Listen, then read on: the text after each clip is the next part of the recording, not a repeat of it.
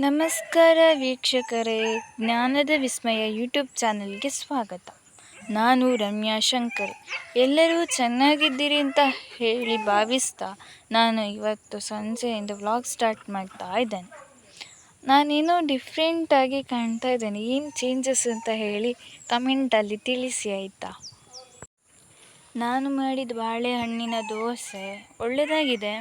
ಮತ್ತು ಎಂತಾಗಿದೆ ಅಂತ ಹೇಳಿದರೆ ಜಾಸ್ತಿ ಸ್ವೀಟ್ ಆಗಲಿಲ್ಲ, ತುಂಬ ಸ್ವೀಟ್ ಆಗಲಿಲ್ಲ. ನಿಮಗೆ ಸ್ವೀಟ್ ಬೇಕು ಅಂತ ಹೇಳಿ ಆದರೆ ಸ್ವಲ್ಪ ಜಾಸ್ತಿ ಹಾಕಬೇಕು. ನಾನು 4ರಿಂದ 5 ಬಾಳೆಹಣ್ಣು ಹಾಕಿದ್ದೇನೆ. ಅದಕ್ಕೆ ನಿಮಗೆ ಬೇಕು ಅಂತ ಹೇಳಿ ಆದರೆ ಒಂದು 8-10 ಬಾಳೆಹಣ್ಣು ಹಾಕಿ ಮಾಡ್ಬೋದು.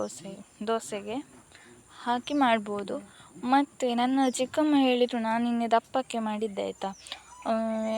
ತುಂಬ ನೀರೆಲ್ಲ ಹಾಕಲಿಲ್ಲ, ಹಾಗಾಗಿ ದಪ್ಪ ಹಿಟ್ಟಾಗಿತ್ತು.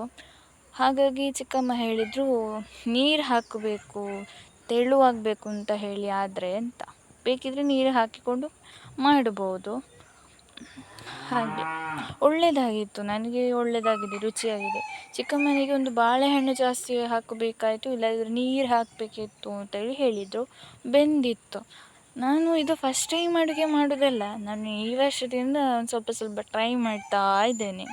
ತೊಂದರೆ ಇಲ್ಲ, ಒಳ್ಳೆಯದಾಗ್ತಾ ಉಂಟು, ತೊಂದರೆ ಇಲ್ಲ. ಇನ್ನು ಹೋಗ್ತಾ ಹೋಗ್ತಾ ಎಲ್ಲ ಸರಿ ಆಗ್ತಾ ಹೋಗ್ತದಲ್ವ. ಕಲಿಬೇಕು, ಇಂಟ್ರೆಸ್ಟ್ ಇದ್ದರೆ ಎಂಥ ಸಹ ಮಾಡಲಿಕ್ಕಾಗ್ತದೆ, ಮನಸ್ಸು ಬೇಕು ಅಷ್ಟೆ. ಇವತ್ತು ಮಧ್ಯಾಹ್ನದ ಊಟಕ್ಕೆ ತೊಂಡೆಕಾಯಿ ಹಾಗೂ ಬಾಳೆಕಾಯಿ ಹಾಕಿದ ಪಲ್ಯ, ಅದರೊಟ್ಟಿಗೆ ಕ್ಯಾರೆಟ್ ನೀರುಳ್ಳಿ ಕಡಲೆ ಹಾಕಿದ ಸಾಂಬಾರು ಆಯಿತಾ. ಇವತ್ತು ಸಂಜೆ ತಿಂಡಿಗೆ ಸ್ಪೆಷಲ್ ಅಂತ ಹೇಳಿದರೆ ಕೆಂಡದಡ್ಡಿ. ಅಕ್ಕಿ ಹಾಗೂ ಕಾಯಿ ಹಾಕಿ ಕಡ್ದದ್ದು, ಉಪ್ಪು ಸೇರಿಸ್ಕೊಡ್ಲಿಕ್ಕೆ ಉಂಟು. ಬೇಕಿದ್ದವರು ಸಿಹಿ ಅಂತ ಹೇಳಿ ಬೇಕಿದ್ದವರು ಬೆಲ್ಲ ಹಾಕಿದರೆ ಆಯಿತು. 2 ಗ್ಲಾಸ್ ಅಕ್ಕಿ ಹಾಕಿದ್ದಾರೆ, ಅದಕ್ಕೆ ಕಾಯಿ ಹಾಕಿದ್ದಾರೆ ಅಷ್ಟೆ. ಹೇಗುಂಟು ರುಚಿ ಅಂತ ಗೊತ್ತಿಲ್ಲ, ತಿಂದು ನೋಡಬೇಕಷ್ಟೆ. ಮೊನ್ನೆ ಚಿಕ್ಕಮ್ಮ 4 ಹಲಸಿನಕಾಯಿ ಕೊಯ್ದಿದ್ರು ಆಯಿತಾ. ಅದರಲ್ಲಿ ಒಂದು ಹಲಸಿನಕಾಯಿನ ಹಣ್ಣು ಮಾಡಲಿಕ್ಕೆ ಇಟ್ಟದ್ದು. ಅದೀಗ ಹಣ್ಣಾಗಿದೆ ಅಂತೆ. 3 ಹಲಸಿನಕಾಯಿಯನ್ನು ಹಪ್ಪಳ ಮಾಡಿದ್ದೇವೆ. ನಾನು ತೋರಿಸಲಿಲ್ಲ, ನಾನು ಇಲ್ಲದಿರುವಾಗ ಎಲ್ಲ ಇವರು ಇದು ಮಾಡೋದು, ಹಪ್ಪಳ ಮಾಡಿದ್ದು. ಹಾಗಾಗಿ ವಿಡಿಯೋ ಮಾಡಲಿಲ್ಲ. ಹಾಗೆ ಈ ವಿಡಿಯೋವನ್ನು ಇಲ್ಲಿಗೆ ಎಂಡ್ ಮಾಡ್ತಾ ಇದ್ದೇನೆ. ಇಷ್ಟ ಆಗಿದ್ದಲ್ಲಿ ಲೈಕ್ ಮಾಡಿ, ಶೇರ್ ಮಾಡಿ, ಹಾಗೆ ಸಬ್ಸ್ಕ್ರೈಬ್ ಮಾಡೋದನ್ನು ಮರಿಬೇಡಿ.